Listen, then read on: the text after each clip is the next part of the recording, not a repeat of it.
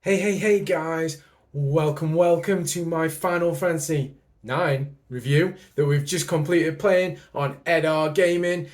It's actually the first modern, let's say modern, one of the PlayStation 1, PlayStation 2 era Final Fantasy games I've actually played on my channel. We're not counting Crisis Core. Doesn't really count as the proper numbered Final Fantasy, I guess. So, I started with this one and it's a good one. Yeah, no. Let's be honest, it's not a bad game at all. The review's done. No, not quite. But I just want to thank you all for the people who watch me play Final Fantasy 9. Very much appreciate it. Go check it out if you haven't, and obviously subscribe to the channel. Drop us any likes, any comments below. It's very much appreciated. I think for me, Final Fantasy 9 is one of the ones I grew up with. Final Fantasy 7, 8, and 9 were the ones where I think I grew up with, that kind of era, 2000, just before. 8 is my favourite, as I'm sure you've all heard me say. 8 is my favourite. I'm the weird one who likes Final Fantasy 8. But 9 is actually the first one I ever finished. The first Final Fantasy game I went from start to finish in and just sort of played. It's possibly slightly easier than 7 and 8, I guess. The sort of game is just a little bit simpler. It's not really that linear, but the characters themselves, them having their job, and that's kind of it. You don't swap jobs in it like you do in some of the others. You don't really change the stats. It's sort of, each character does what they do, and they have their own equipment. The hats, the sort of add-ons and wrists, they're kind of the only thing you swap. The weapons are just theirs. You don't swap weapons with anyone. Um, but it's nice. I think it's not too complicated in a way that's quite good. Sometimes they can go way over the other end and just stupidly make it like it has to be different, so they make it complicated. But it doesn't. You can just have fun with Final Fantasy 9. That's what I always think. And I always forgot how good the little video clips are in it. I know they're not obviously proper high end graphics, but I think they're quite good. You're playing a computer game. I don't mind games that are not super realistic. I quite like it. I'm playing a computer game. I know it's not real. No one goes on COD and is like, "Oh my god, it's real war." But yeah, and I think the actual proper graphics for a 20-year-old game, all right, they've remastered slightly, but like a 20-year-old game, it's not bad.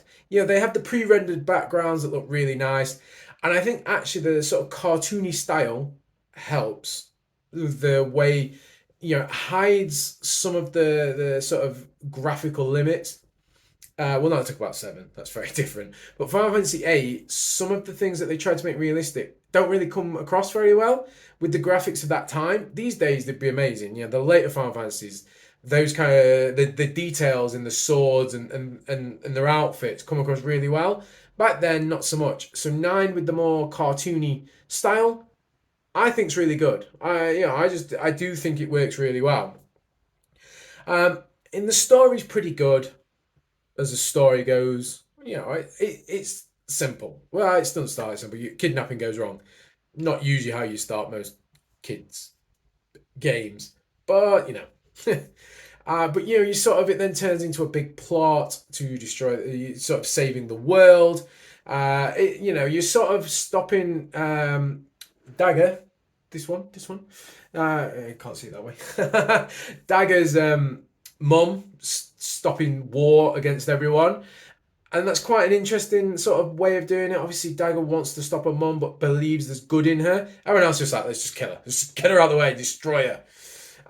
But yeah, and then it turns out she's not the big bad. Obviously, I know in nearly all Final Fantasy games that sort of happens. So, I'm quite happy with that.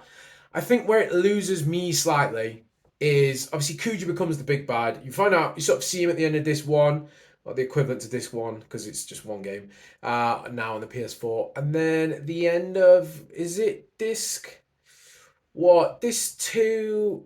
Is it disc 2 or is it just start of disc 3 that you sort of realise Kuja's going to be the big bad and you're going after Kuja? I can't remember which one it is exactly. But you're obviously going after him in part to save Queen Brain, but And I also don't know how to pronounce her name, if you'd not realised. But yeah, you sort of find that out, and then you go after him. And you don't really know why he's doing what he does until Disc 3. And then you meet Garland. And you also find out about Zidane and who he really is. And that effectively Zidane and Kuja are brothers. But it doesn't have that emotional impact, I don't think. I think it could have been built up more. Because Kuja's just a bad guy. He's just trying to destroy the world. And it doesn't really make sense to why he's doing it. He's dying, so he's going to take everyone else with him. Yeah, I guess that can kind of work, but then there's this whole thing about stopping the souls from Gaia and bringing in the Terror ones. And that's when they're getting complicated again. And they didn't need to put all that in. I think they could have simplified that a lot more. It was interesting and it could have been really good. But at the same time, I think they might have, gone a bit OTT because it never really fully explains how, the souls are going in and the old souls from Gaia are getting stopped and the new souls from Terra are coming in. But where the hell are those souls going? What are they doing? They're apparently going into vessels, but you never see these vessels. You never go somewhere and then there's just this bunch of people who shouldn't be there sort of thing. And these are going to be the people who are taking over the world. It needed that, I think, to make the whole story happen. And then obviously Zidane is meant to be the angel of death. For it, instead of Kuja, he's meant to be the upgrade. But again, how is he an upgrade? Zidane seems less powerful than Kuja. He's got a longer life, I think, is what it sort of says. But I don't really see why Zidane's the better version of Kuja, if you get what I mean. Why he's an upgrade. But apparently he is. So you just accept it. And then obviously, the fact that they were brothers, maybe you could have actually seen more. Because it seems that Kuja's gone off killing people of his own fruition, but then Garland basically says that that's what he was made to do. So which is it? Is he doing it by himself, or is Garland basically controlling him and he's just maybe going a little bit too far? And then obviously Zidane is brought up differently, nature versus nurture kind of thing. But it just seems a bit. It's just strange. I still can't get my head around it even now. And then the final boss, Necron, just comes out of nowhere. Just like, woo! Say hello to this guy. And there is no explanation to who this guy is. When I was playing it, and he kind of says a few things. And maybe what he says, all right, doesn't make sense as in, I think he's right. But you can sort of see it, but there's no explanation to really who he is or where he's come from. He's just sort of always been there, he sort of says, and he's realised, thanks to Kuja, that death is what everyone needs, like when AI, or, like in Terminator, AI decides human race is just going to kill themselves, so let's just kill them. So that's basically what Necron's trying to do. And I don't know, to me, I'm just like, yeah, it just doesn't make sense. And again, you don't know where he's from. There is so many theories online about who he is and where's he come from. But you know what? The producers have come out and said that's not right. So some of those theories are brilliant, and I think they are far better than the legitimate thing. But there's no explanation to who he really is, and it never no. Things like that do annoy me somewhat, and you just just give me a story. You'd never get away with it in a film, would you? Well, you know what? But think about it anyway. Think about bosses. I beat the super boss. I beat the super boss. I have never fought the super boss before. I beat him on the second time of asking. I was so happy. I was so giddy and happy for beating that super boss. Go watch the video. Go watch the video. It's brilliant. But yeah, I never fought him before. I never wanted to fight him. I never really wanted to fight him, but I thought I'd do it for you guys, because I love you that much. So yeah, I fought him and I beat him the second try. Now, in reflection, I think I might have leveled up a bit too much. I was at level 80. And obviously I beat him on the second time. It's a bit of luck to do it, but I think really the challenge would have been a lot lower. I beat the final bosses of the game, the actual story, at level 50. And it was only Necron that was a problem. And I think that was because I brought the wrong party. I wasn't very good at getting rid of statuses. So he managed to get a couple of extra moves in. So I think that was the big problem at the final game. So for me, I think somewhere between 60 and 70 is probably where the super boss is a proper challenge, and you need to do it strategy. Now, I know there's people who've done it, I think, basically at like level 10. I've never leveled up through the game. Fair dues. Fair dues to them, because I can't do that. No way. I actually would like to keep a bit of personality and rather than just being like, because I get stressed enough anyway when I'm playing a game and I can't win. But anyway, obviously, but to fight the super boss, you have to do what is one of the worst side quests in all of Final Fantasy history, in my view. The Chocobo Hot and Cold. It is mind-numbing. It's the best way of putting it. It's just mind-numbing. You just keep going. It's all down to luck, and you just have to keep going. It just takes forever and ever and ever. Now, actually, if you start it when you can first start it and maximize it each time when you can sort of get to the next part of it, you can get some equipment that is well strong for early in the game. I think you get like the Robe of Lords, which is like one of the most powerful robes in the game, and you can get it on disc 1, I think, or very close to the start of disc 2. So, it has its advantages to do it, and it can make the whole game a lot easier.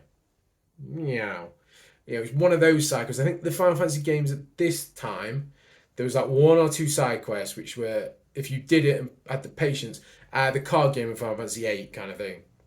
It made the whole game so much easier. And you didn't have to do nearly as much grinding, and I think it made it a bit more enjoyable. You had to put up with the crap. Now, playing the remaster, as mine is, the PS4, I was able to put high speed on, and I learned the ultimate trick for doing hot and cold.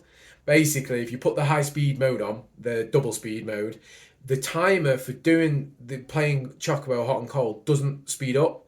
So you effectively have twice the amount of time as you normally do. So you have 2 minutes instead of 1 minute. And also, Choco is obviously much quicker when he's digging, because you're going even quicker. So you get an even bigger advantage. The amount of times I would max out the amount of things I could find per round. But at the end, I think my luck gave up, and I spent such a long time trying to find the last Chocobo piece. It's how I ended up with like 99 remedies and 99 eye drops and everything at the end of the game. But, did it. I'm glad I did it, because I got all the items. I got the ultimate weapons. Most of the ultimate weapons you get through that. Steiner's you don't. I think it's got to be 12-hour game, which I've never done. I think I got Garnet. I think I got... I'm just looking across the screen. Ecos. Quina's you get from catching 99 frogs, but I did that. That was in the final episode. And Amaranth, I think you just find... Amaranth and Vivi, I think you find in Memoria. But you obviously get them loads of like all the ultimate equipment sort of thing. So yeah, that was really, really good. But I still feel it's like nitpicking.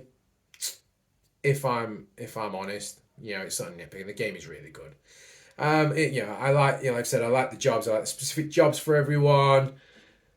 And obviously, we think we just need to touch about the chances of a remake. I've heard there's going to be a remake of Final Fantasy 9. Now, we've got 7. Rebirth is coming in 6 months, 5 months, 6 months, early 24, I think. Can't wait for that, because that's probably going to be my catalyst to get a PS5, and then I'm going to play the remake 1 and 2 and intermission, obviously, for you guys. So, subscribe now, because you better get an early. But 9 is a remake. I wanted 8. I'm sorry, I wanted 8. 8's the one where it could have been amazing for a lot. I'm saying for a lot of people, I really loved it. I loved it. But for a lot of people, it could have been amazing, and it didn't work. Too complicated. They didn't really follow the story. That is the one to remake. Make 8 loved as much as 7 and 9. I mean, do them all, really, because isn't there a rumour 10's getting a remake? Just do them all, actually. Not sure about the first 6. Ooh, I mean, we've got the Pixel remasters. I think let's remake 7, 8, 9, 10. Let's do that. Maybe make 11 into it. Oh my god. I need to get a job with Square Enix. Oh my god. I just sit there and go, let's remake that. Do that. And then I'll just play it for you. Do you think you could vote me in for them? And then I'll play the games for you before anyone else sees them? Yeah? Yes. I think, well, there we go. There goes that. That's where I work, if you didn't realise. So obviously, yeah, a remake, good. But there is one more thing connected to Final Fantasy IX I just want to talk about. This strategy guide. The strategy guide. Boom, boom, boom. I did buy this because it was going cheap online. I saw it and I thought, well, I'll buy it because interesting. I didn't use it mainly because it is the worst strategy guide ever written. It is dreadful.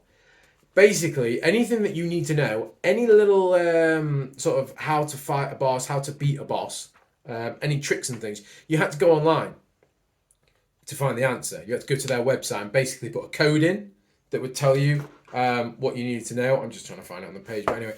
And also, it didn't really follow. I don't think it flowed very well. But anyway, to put the code in, and obviously 20 odd years ago was dial-up. Anyone under the age of 25 probably has no idea what dial-up is. Oh my god, it used to take forever.